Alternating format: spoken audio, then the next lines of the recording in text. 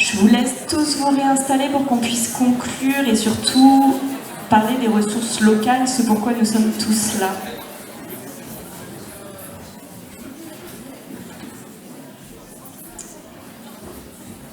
Bon, nous avons bien conscience que la soirée a été assez dense et pleine d'informations.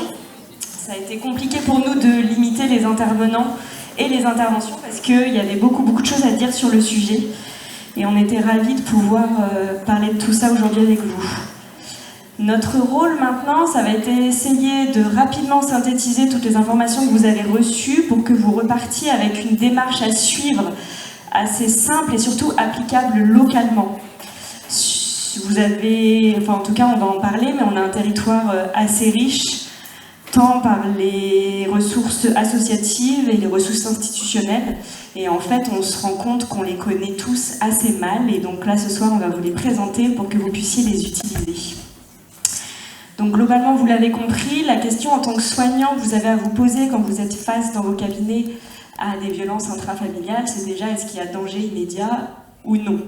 Danger immédiat, vous avez le 17, le 115 pour un hébergement d'urgence ou une hospitalisation. Vous avez ces 3 numéros à retenir. Et puis, je pense que vous l'avez tous compris, on vient d'en reparler, mais l'importance du certificat, qui est la même chose que le signalement dans certaines mesures, mais cette rédaction-là, elle est hyper importante parce qu'elle permet d'une part à la victime de se sentir reconnue en tant que victime, et puis c'est un document qui, comme vous l'avez vu par la suite, peut être utilisé. Donc on en a parlé, il peut être redonné à la personne, consigné dans vos dossiers, ou aussi recueilli auprès de certaines associations qui peuvent les garder. L'important c'est que la personne sache où il est pour qu'elle puisse s'en resservir le moment venu. S'il n'y a pas de danger immédiat, c'est parfois là où on est le plus démuni et où on ne sait pas trop quelle démarche avoir. Sachez en tout cas que vous n'êtes pas seul, vous l'avez compris. Déjà, avec la CPTS, vous avez des professionnels qui peuvent vous écouter, vous conseiller. On a mis 2 outils en place pour vous aider. Donc il y a le violentomètre qu'on vous a tous distribué. Sachez qu'il y en a 10 000 d'imprimés et qu'on va pouvoir vous en distribuer. Malheureusement, nous l'avons fait un petit peu dans la précipitation et j'en suis vraiment désolée pour les professionnels du CMP. Nous nous sommes trompés sur leur numéro. Nous avons copié le numéro du PA. Donc, nous allons rectifier ce numéro sur notre site internet. Mais à culpa, l'organisation de la soirée a été un petit peu compliquée. Voilà. Ce violentomètre, c'est un outil qu'on a adapté localement avec les numéros importants. Et comme on vous l'a dit, il peut aussi être un outil pour parler des violences avec vos patientes, mais aussi installé dans vos cabinets en évidence, il peut montrer à la personne votre ouverture à parler du sujet. Et c'est ça en fait aussi l'important. Sur notre site internet de la CPTS, nous avons créé une page avec les documents indispensables pour réaliser le signalement, le certificat et puis un envoi simplifié au procureur de la République. Donc c'est ici, sur le site de la CPTS, avec, en fonction de votre profession, vous cliquez, vous avez les documents qui sont importants et un envoi simplifié au procureur avec son adresse. Vous n'oubliez pas de mettre en pièce jointe vos certificats.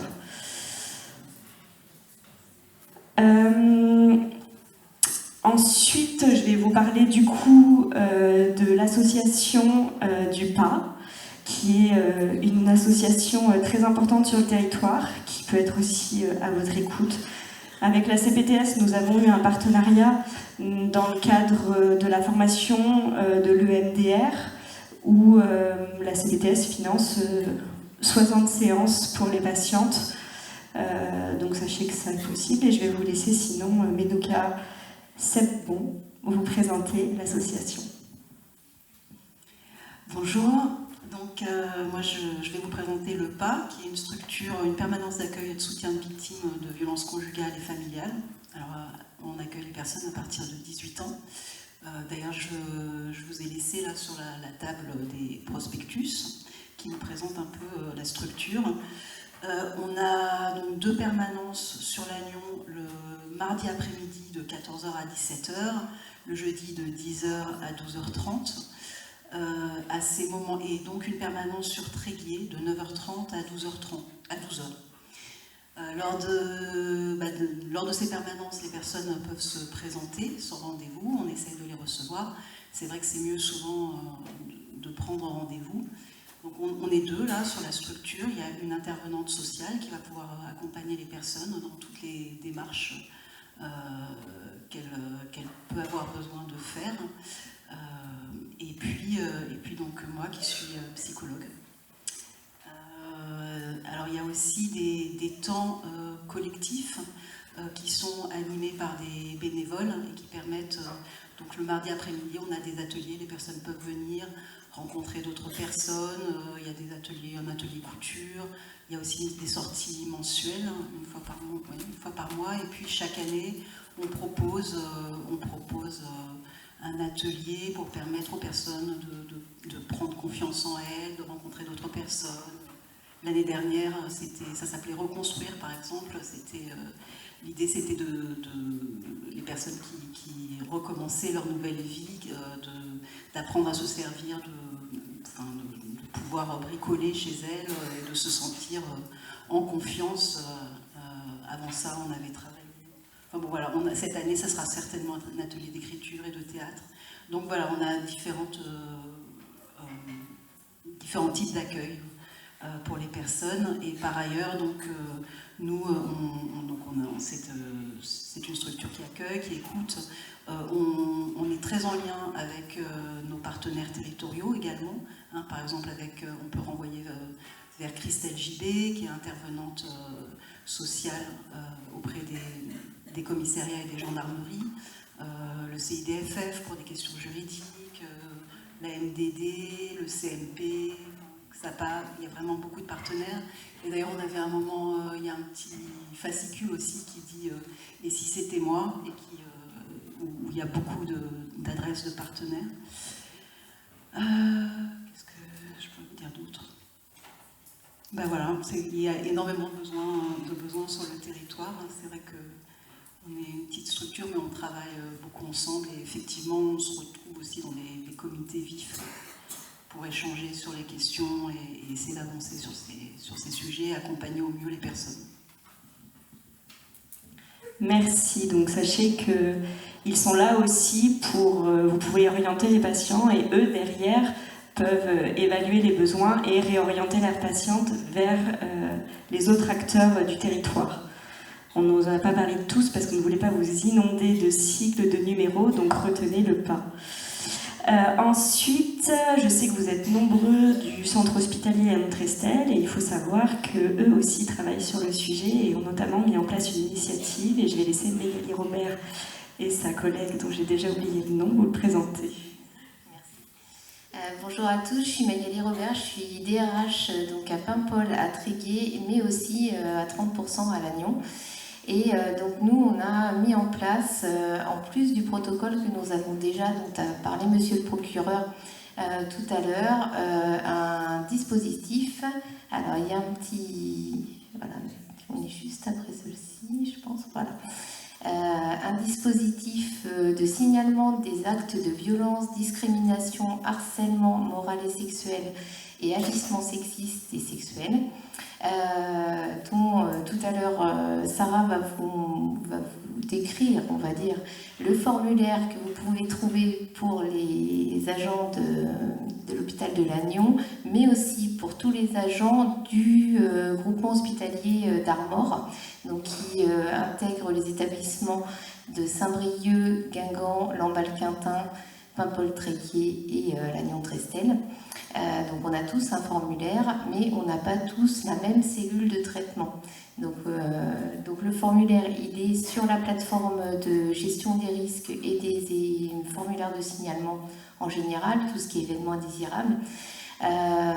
Vous le trouvez donc sur Blue Kangoo.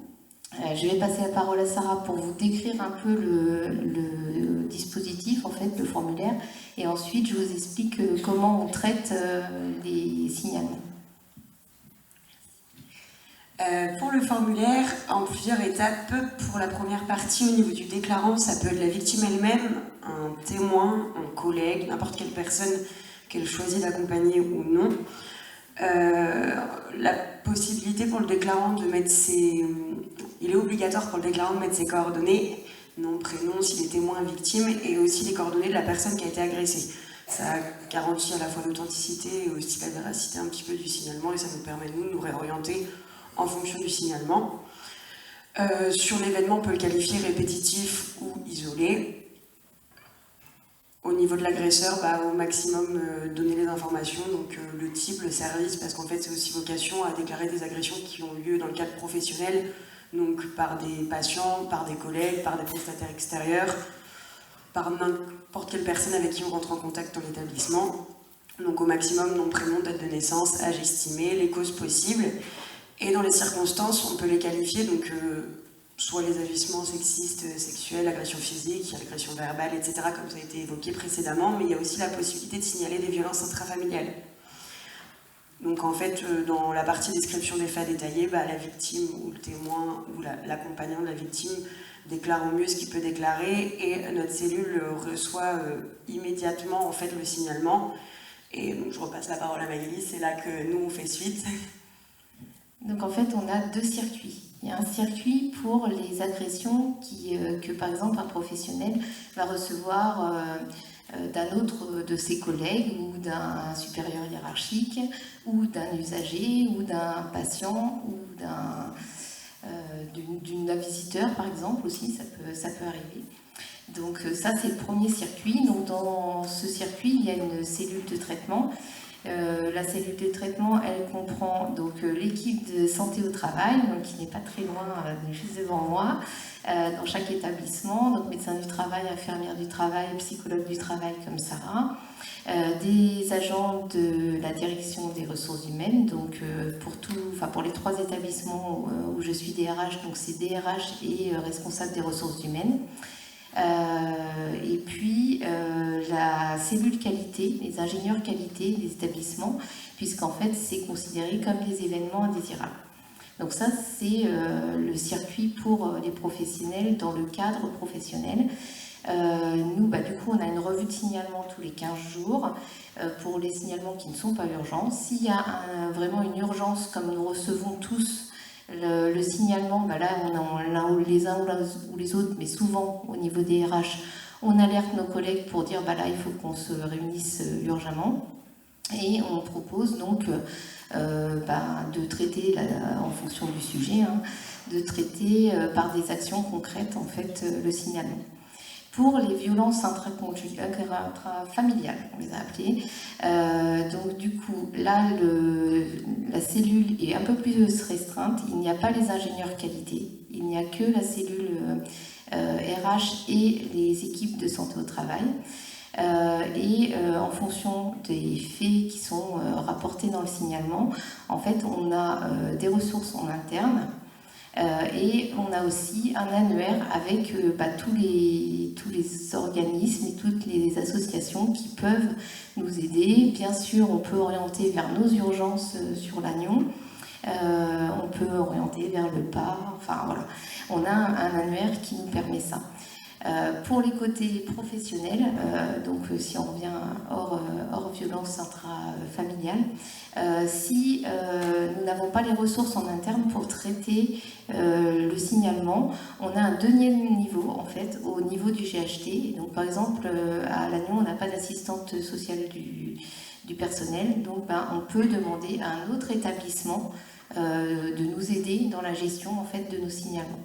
Donc ça nous fait 2 niveaux de gestion. Ça va? Pas de questions? Merci beaucoup. Et enfin, si après cette soirée vous êtes encore perdu, que vous ne savez pas à quoi sert encore bien un certificat, que vous n'êtes pas sûr de votre rédaction, que vous avez des questions, eh bien c'est Aude qui est à votre écoute. Donc moi c'est Aude Osterlé, je suis sage-femme au centre hospitalier de Saint-Brieuc et membre du dispositif d'accompagnement des victimes de violences. Donc notre dispositif vient de tout juste de naître. C'est suite aux luttes contre les violences, l'ARS a mobilisé des fonds, principalement pour le territoire des Côtes-d'Armor. Parce que vu qu'on n'a pas d'unité médico-judiciaire, on a essayé de créer d'autres choses. Donc ce qu'on appelle le DISAV. Au niveau de notre équipe, on est 2 sages-femmes, une psychologue, une assistante sociale et une infirmière. Ça fait partie de l'équipe socle. Mais on travaille vraiment en lien avec tous nos partenaires, que ce soit des partenaires au niveau hospitalier, donc on a des praticiens hospitaliers de toutes les spécialités, les infectios, les gynécologues, etc. Mais aussi des partenaires libéraux, comme là je suis là aujourd'hui. Donc on travaille en lien avec tout le monde. Ouais. Au niveau de nos missions, c'est principalement l'accompagnement des professionnels à la prise en charge des victimes de violences. Je verrai sur la slide d'après pour vous expliquer un peu. Alors les professionnels, que ce soit hospitaliers, libéraux, territoriaux. Et puis on a un volet formation. Formation des professionnels sur des formations courtes, là, par exemple comme ce soir, ou des formations longues à la journée. Pour les professionnels libéraux, on proposera des formations à la journée à partir de septembre, qui sera partie dans votre compte formation pro. Au niveau des autres choses qu'on fait, on crée des aides au dépistage et à la prise en charge des victimes de violences. Donc là, c'est la première maquette, mais vous aurez des dispositions. Et on crée des petits livrets, des livrets de poche pour chacun avec les associations et les questions de dépistage d'orientation, quelque chose de très pratico-pratique. On aborde les violences intrafamiliales, mais aussi le système de prostitution, les mariages forcés, les mutilations sexuelles féminines et la soumission chimique, qui sont aussi d'autres thématiques importantes à aborder. Au niveau des exemples de demande d'avis, en fait, notre numéro de téléphone et notre mail que vous retrouvez dans la plaquette ici, juste là, en fait, on est là, c'est comme une demande d'avis sur tout ce que vous avez besoin. Donc, soit sur l'orientation, soit sur la coordination du parcours, attention, médico, socio, psycho, judiciaire, j'ai rien oublié. En gros, on coordonne parce qu'on est en lien avec tous les acteurs locaux, les associations, le côté judiciaire et bien sûr les professionnels. Aussi, aide à l'accompagnement, comment prendre en charge une victime de violence. Si vous avez besoin, on est disponible pour ça. On peut relire vos certificats et vos signalements.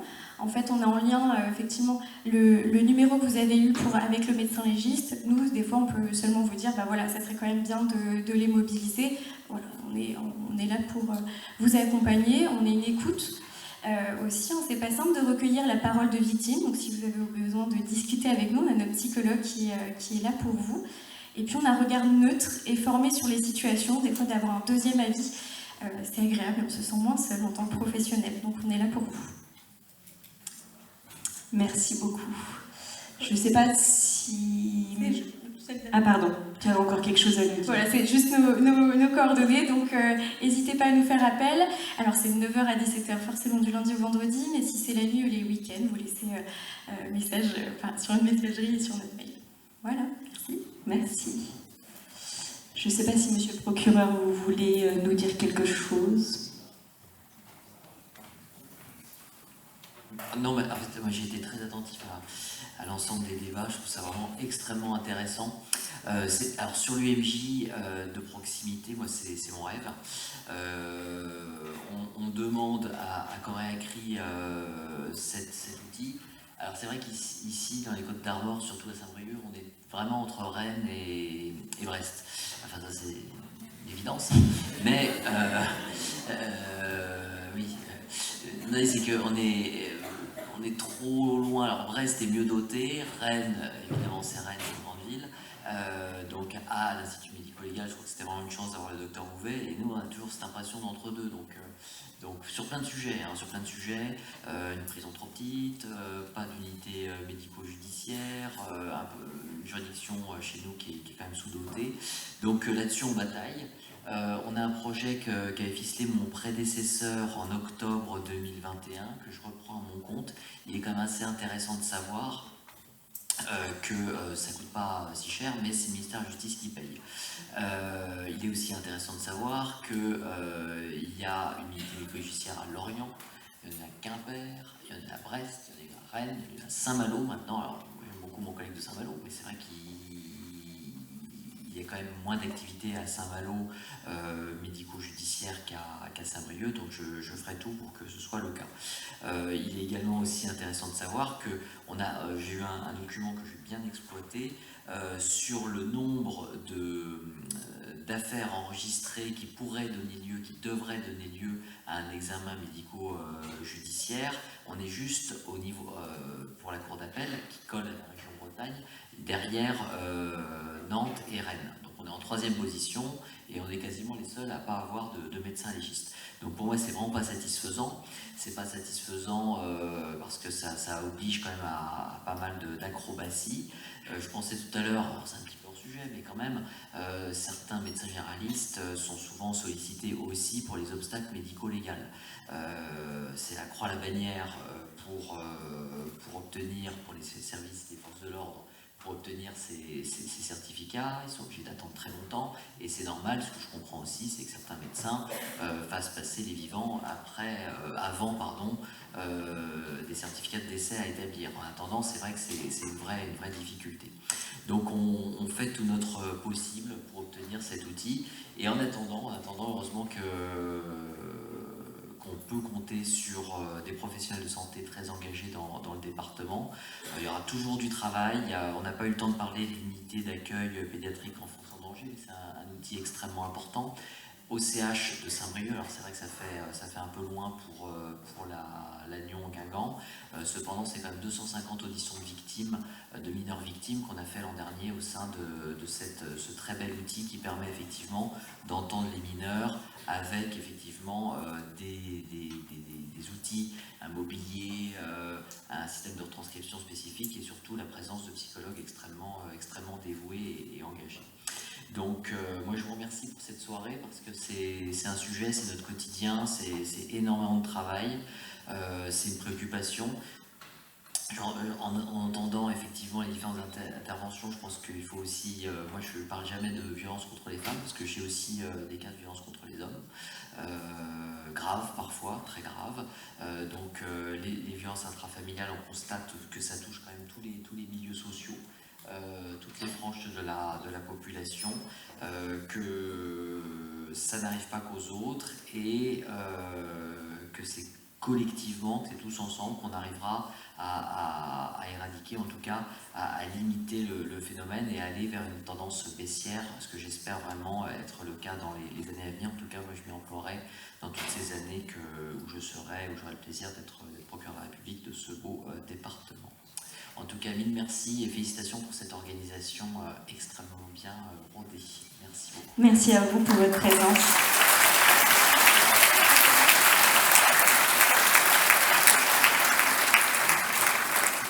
On va donc pouvoir conclure cette soirée. On terminera juste par vous dire qu'il ne faut pas oublier le dépistage systématique augmente le repérage de 6 à 30%. Il n'y a pas de mauvaise ouverture, il n'y a presque pas de mauvaises questions. Il faut trouver une question que vous vous sentez vous capable de poser. Elle peut être hyper simple. Comment ça va à la maison? Comment vous vous sentez à la maison? Ou alors, comme on l'a dit tout à l'heure, avez-vous déjà été victime de violences au cours de votre vie? Merci. Le groupe de travail des violences intrafamiliales reste ouvert. Nous préparons plein d'autres initiatives. Merci à tous d'être venus. Merci Marie-Noël d'avoir déjoué toutes les mauvaises ondes qu'il y avait sur cette soirée. Et merci à vous tous de vous soucier de la santé des femmes et des hommes parfois aussi.